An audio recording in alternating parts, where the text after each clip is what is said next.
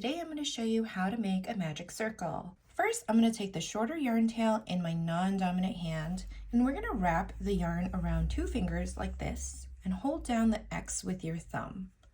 Now I'm looking at the back of my fingers, and I'm going to insert my hook under the first loop, and then I'm going to grab the top loop through.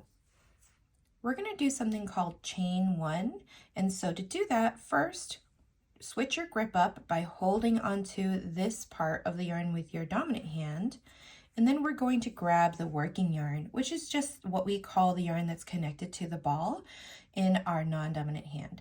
So the way I'm going to do it is just going to grab it like you're holding a little fake pistol or something, and then wrap the yarn around your finger. I'm going to hold on to the bottom with my middle finger and my thumb, and we're going to complete that chain one. So to do that, we're going to yarn over, which means the yarn goes over our hook, and pull through this loop on our hook. Now this is technically part of our first single crochet, so let's go ahead and continue that.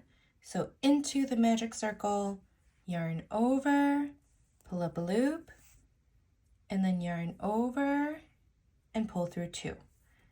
That is our first single crochet. Most amigurumi pieces start off with 6 most commonly, and sometimes 8. So we're going to go ahead and demonstrate 6 for us.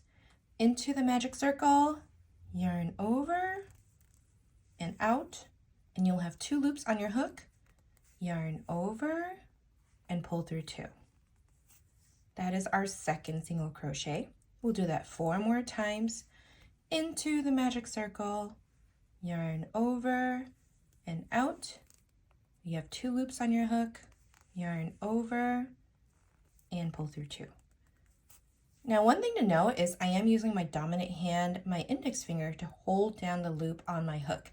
Depending on your grip, like some people might prefer to crochet in a pencil grip, it might not be possible for you to hold down the loop, but if you're holding it like a knife, which I recommend for amigurumi since we are working with much tighter tension, then hold that down with that index finger into the circle or magic ring, whichever name you prefer, and yarn over, pull up that loop, and yarn over, pull through 2.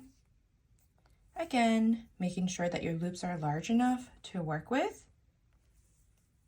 That'll make it so much easier to pull that final yarn over through the 2 loops. Our last one, into the magic circle, yarn over, pull up a loop, yarn over, pull through 2. Now you can count your stitches by looking for the V shapes on the edge. So there's 1, 2, 3, 4, 5, and the last one is where our working loop is coming out of, 6.